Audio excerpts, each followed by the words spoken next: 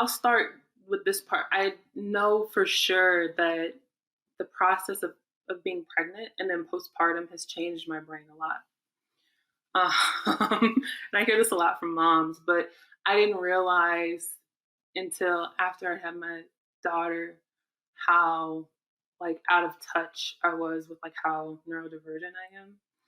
And so now that I have like a toddler, uh, I've been like realizing how like many sensory things like overwhelm me and connecting that to parts of my childhood and understanding too like how much heredity plays a role in a lot of our experiences with neurodivergency and realizing that like some of like my parents and my caretakers responses to me and to other children around me was because they were overwhelmed and like screaming and like loud sounds, which probably seems weird for an education worker to be like, but it's something about like the postpartum process that just like tipped everything over the edge. And so for me, it's been like getting support with that part, like really tuning into that part. And I'm gonna be real with y'all, like I have noise reducing headphones that I put in, like little earplugs that like lower the decimal down, right? Like they lower the decimal down so that the high pitched like toddler sounds are just a little lower because that's like my thing. And when I first started feeling it, right? Like I was like, why am I feeling so overwhelmed by this natural developmentally appropriate behavior that I see from my child that I would not be overwhelmed in the past before I became a parent. And it's like making me want to cry. um, and really just like tuning into that and being able to know when it's my stuff. So is it like, is this like a sensory thing for me?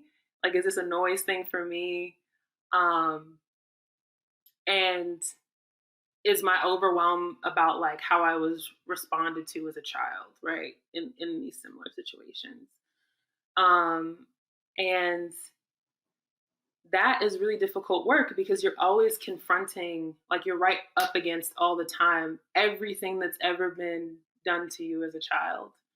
And everything that you try to correct has like an equal or larger memory or trauma or, you know, major event. And I think that waking up with that every single day, especially when you're trying to do better, like you said, Levi, like every day is a new opportunity, but like you wake up with that every day. I think it's a process. And I think one of the things that I think is not only politically necessary, but individually necessary is that we don't do it alone.